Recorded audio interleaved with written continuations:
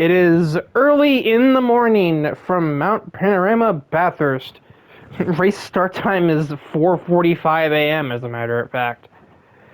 The sun is barely even over the horizon over there. Weird guess. It is the Panorama Pineapple, named for the Australian slang for a $50 piece, I think. Yeah, $50. $50 piece. I was like, is it 50 solid 50 cents or $50? No, it's $50. Yeah, Australian slang for $50. Instead, it is 50 miles of racing around Bathurst, the penultimate enduro of the year. And because the average speeds are normally a little lower here than at Spa, big surprise there, we are using faster cars for it. I'm running the 715 class as opposed to the 675 class.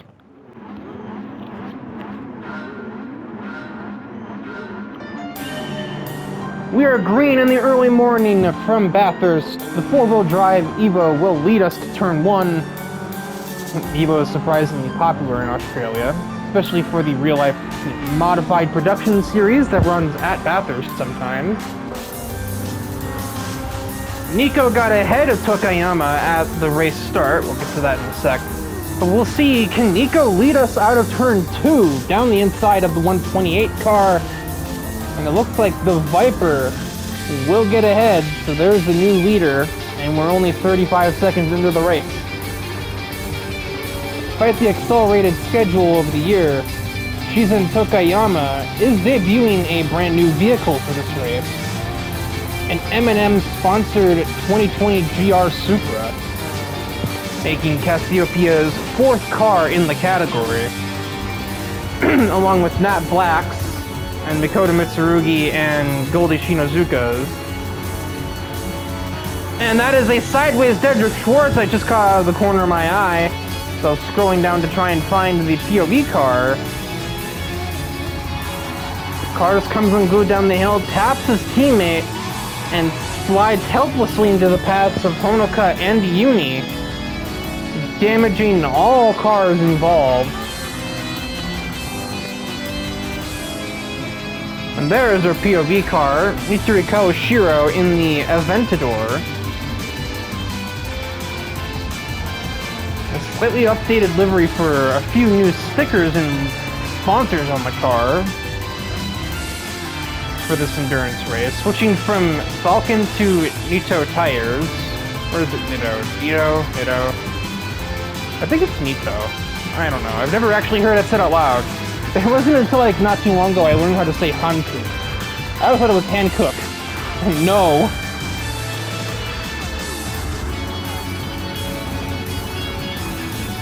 And Civica moves into 2nd place on the opening lap.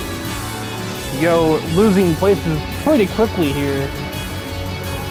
And I'm not really surprised that she has lost a spot to this Gallardo. This thing's been a problem for especially the second half of this season. Civica's been an absolute monster in that car. Competed for the championship at the Premium Sport, the Dream Car Championship, Premium Sports.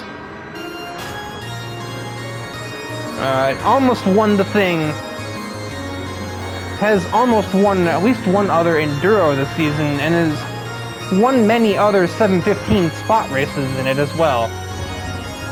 Tsurugi, the next, no, she's only overtaken her teammate, not Yo. I think she tried to pass Yo at turn 2 there, but failed.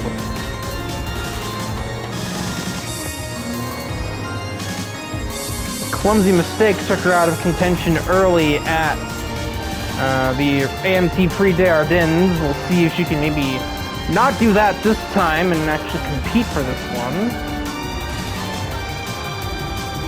And of course we have Isabelle, being that we're at her home track. She's always going to be part of the conversation, wherever she starts.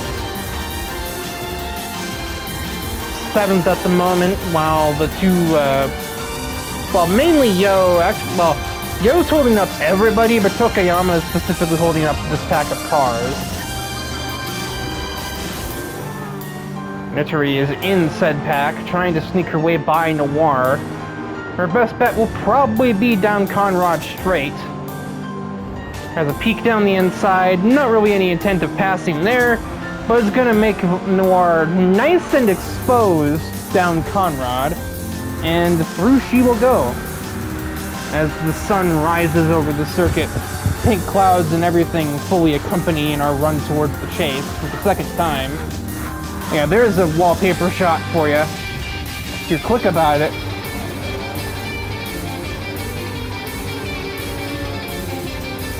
Bernice was the next to overtake the 25 car heading through the chase. She wants to add another Viper to the top 3. Has a pair of Japanese cars in her way. Isabel is wide. Victory is past them. So Isabel gets alongside the Supra, dives under braking. Oh boy. That was ugly from Kawashiro. Barges both cars off the track, losing them both a place to Noir in the NSX. What were you doing here? Tokiyama broke a little early, and I guess Kawashiro just absolutely was not prepared and just clumsily bumps both of those cars off the road. No damage to anybody involved, but still clumsy. Something job of car behind to avoid a collision, and Kawashiro definitely just fell foul of that. We'll see if Isabel can get that spot back on Noir, hopefully cleanly too. You all know these two have had some run-ins this year. Gets her splitter in on the 7 car, gets by at turn 2, and there is that.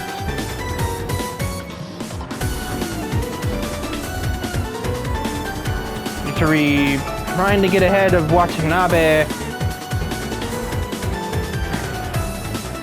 The Evo is not fast at the moment. Not up the mountain. So she will go the long way around at Skyline. Very tight maneuvers, but the Lambo is by.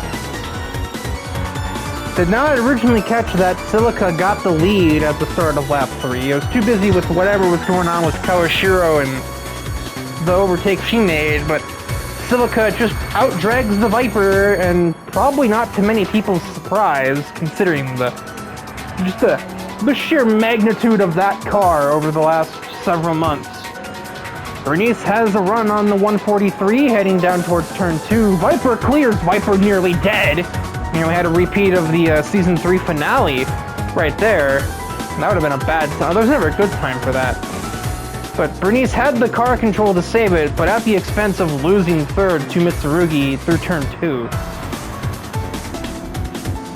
And both are being stalked by Kawashiro, who is going to get a really good run on Bernice. Bernice panics as the Aventador appears on her inside. And Kawashiro damn near uses the force to get to 4th. Mitsurugi will probably not be so easily intimidated. Gonna have to work the hard way for this one. Tried the long way around at Skyline again, but not quite as, yeah, well, she's gonna instead slide on the way down the hill. They will go door to door, and probably touching wing mirrors there. Mitsurugi barely remains ahead, but time may be numbered if Kawashiro gets a good run down the back straight. And all-wheel drive advantages out of the hairpin will assist in that. Mitsurugi makes a move to the far left of the track, makes a slight block, but there's nothing. Mitsurugi is helpless, and the 53 car will be through towards the end of lap 4 on the podium, but has a pretty long ways to go if she is to get anywhere near the 2 leaders. We jump ahead to the start of the run down the mountain. Fuel economy is probably worth noting here. Very clearly, none of the top 3 will be able to make it to the end of lap 7. Noir might, if she's really fuel saving. Buck already has the fuel light. He will absolutely not be getting any further than 5. Yo is 50-50, but I don't think she's making it to the end of, or past 5 either. Yep, leaders have their fuel lights on. They could have gone to 6 if they were really conscious of it, but I feel like it was a case of monkey see, monkey do. Silica pit, so Nico figured she would follow, and then Nidori followed as well. So Noir ventures forwards onto lap 6. It remains to be seen if she chooses to make this the long stint or she will go long at the end. It's usually better to go longer on the second stint if you can. Just because of the undercut can really put you in a bad spot early. Looks like Kawashiro will be battling Stephanie Kaiser down to turn 2 on her way out of the pit lane.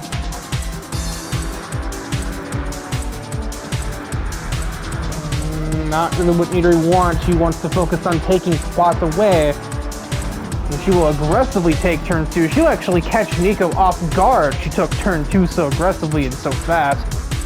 And Stephanie will try to do the same thing. Long way around, Nico almost turning the Carrera on the way up the hill there. Very close quarters, and obviously that's just how you have to race up here. There's no other way to do it. Still fighting, Nico will finally clear. And what the fuck? How did you just do that? At the top of the hill, Nidori just performs a magic trick and makes herself appear in second place. There is the turn signal. Noir is choosing to do this stint as the shorter one, staving off any threat of an undercut, which is smart on paper, but considering Nidori is already about to go by her, that might just be a bit of a foregone conclusion. She was probably going to lose big time anyway because she was not really in the picture for the lead as it was. So Kawashiro moves to the overall lead right there. And I would just kind of wait for her second pit stop because those tires look a little unhealthy, but what do you expect? This thing is one of the heaviest cars in the fucking series. Battle for second going on. Silica is having to defend, forces Nico the long way around at Hell's Corner, and that's not likely to ever work. Nico has a slightly better run. Never mind, it stalls out in the higher gears. 183 on the speedometer on the shorter of 2 straightaways as they're both trying to reel in that Aventador up there. And now she's just about in view, but still so far away at the same time. Meanwhile, in the background, Bernice got clear of Noir on the straightaway. Despite the NSX's better tires, the Viper just has more power. Looks like Bernice is about to pick up another one. Holy fuck, acceleration! What? 214? I think there might have actually been a telemetry bug there. I don't think she was doing 214. Mitsurugi tried to send it back down the inside, but that Viper was unstoppable in the acceleration department. Plus, Mitsurugi has to pit for fuel anyway, so it wouldn't have mattered. That's concerning for the RCF. She has to pit already? She's gonna have to make a long stint again. She's only able to get 4 laps out of the tank. She's gonna have a very slow final few laps, if that's her fuel economy in that V8.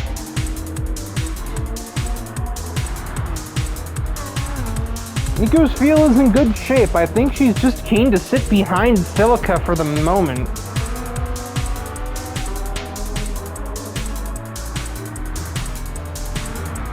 Probably saving some fuel on the 2 long straightaways by doing so. Just sitting in the slipstream of that Lamborghini and waiting for a better opportunity to take second back than the one she tried to take. Adjusting her strategy on the fly, I suppose. After the start of lap 10, might see Kawashiro in again on this lap for her tires, if not for her fuel.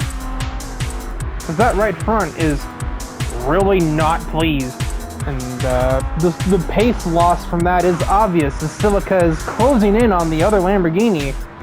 Nothing doing into turn 2, but Kawashiro had best to be mindful. Meanwhile, some ways back, Noir is still in good shape. She's completed completed 3 laps, needs 3 more. 4 more, really. Just depends on where exactly she crosses over half fuel. It's gonna be somewhere on the mountain, probably.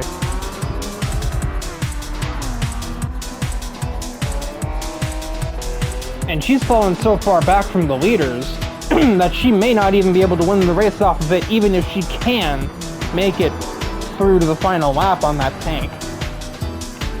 In go our 3 leaders, one after the other. Silica basically pushing Nico in. Not sure how she even got ahead of her. You see the move from Nico. That's not at the chase.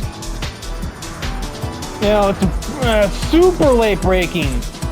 I don't know how the hell she got that stopped, but she got it stopped. She got it back to second right before putting the turn signal on to make the final pit stops of the race. Silica gave her a big bump for that. But, I mean, you can't be mad at it. She did it cleanly. And it looks like Noir will be battling the leaders on the exit, which pretty much says to me that she is not going to be winning this race. She does not have the facilities to push, to paddle against these faster, more powerful cars. She needed to win this on strategy, and while the strategy is sound, it's not fast enough. As simple as that.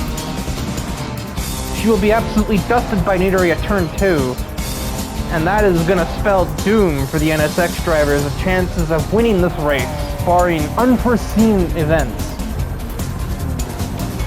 Now we'll have to see how Kawashiro makes her way past her fellow Japanese countrywomen, if you will.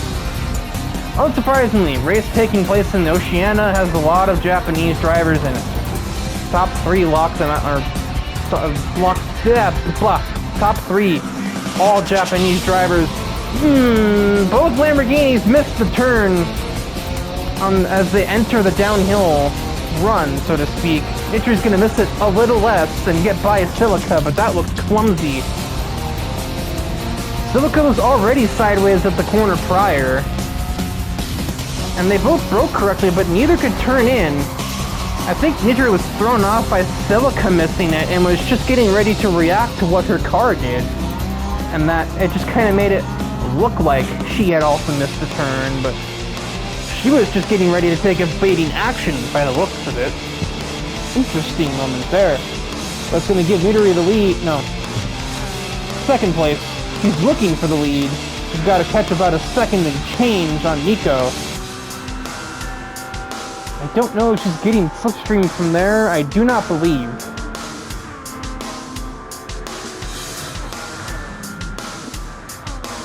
Later on, the brakes up the chase, almost getting into the back of the 307 car. We're heading rapidly towards 2 laps to go from the Panorama Pineapple. Just spit everywhere saying that. Yeah. Time to wait for that decisive maneuver. I think we both know it is coming. Nitori is the faster car. Ignoring that minute 58 that Lightning put up on lap 7, which is fucking insane of a lap time, to say the least.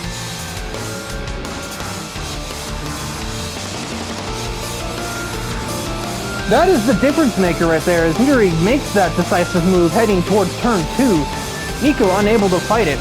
That's why Nitori lost. I didn't even notice that. But yeah, Kawashiro took new tires on that pit stop, came out in 4th, but only a couple seconds behind her opponent.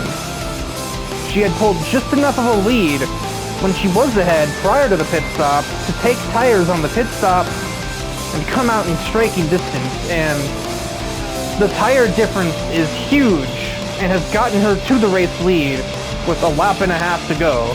And then as we head down towards the chase, it's not much of a contest. Kawashiro will be taking the white flag this time round. And while it was a long time coming for Natsuki Narashi last week at Spa, if Nidori can seal the deal, it'll have been an even longer time waiting for her. I don't know if she's won a race this season or last. It's been at least a year, I would say. White flag, car number 53. Nico hasn't completely lost you. Celica kind of has, though. A very pedestrian lap there, 2:07.4. Mitsurugi has the fuel light on. She does not have the capability to go. Lightning is going to dive Kaiser at the final turn, coming to the white. Elbows out racing. Stephanie has to take to the dirt just to avoid a collision. Larson got involved on lap 1 shenanigans of the concertina effect of Dedrick Schwartz's slide at the top of the mountain. Collected his C8. He's recovered to a top 5 finish as it stands. Right on board with Kawashiro, heading down the mountain for the final time. And she knows a thing or two about mountains. Used to live on one. She might have the lead in hand, but she is still attacking this sector. Crazy maximum attack from the Aventador.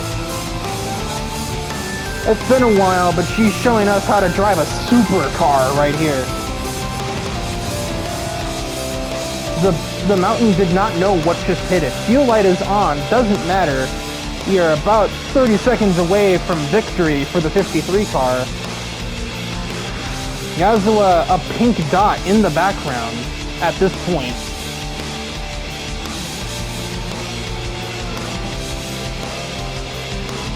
Final braking zone, and it is done.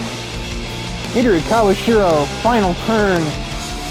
Stays off the exit curb, victorious at the Panorama Pineapple. In a convincing fashion, new personal best lap at the tail end.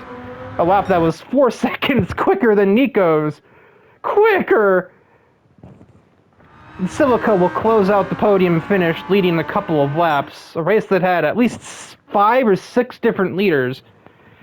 Noir's strategy does not get her the win, but it takes an otherwise much slower car to P4. Noir using her vehicle's strengths of lightweight and low power output to get something done. And Larson will complete the recovery drive to P5. Can we get a closer shot than that? There we go. But it is Kawashiro, the 53 car, one of our few admins here, getting work done at Bathurst. And with that, we'll see you next episode for the final Enduro, the final regular non-championship episode of Season 4.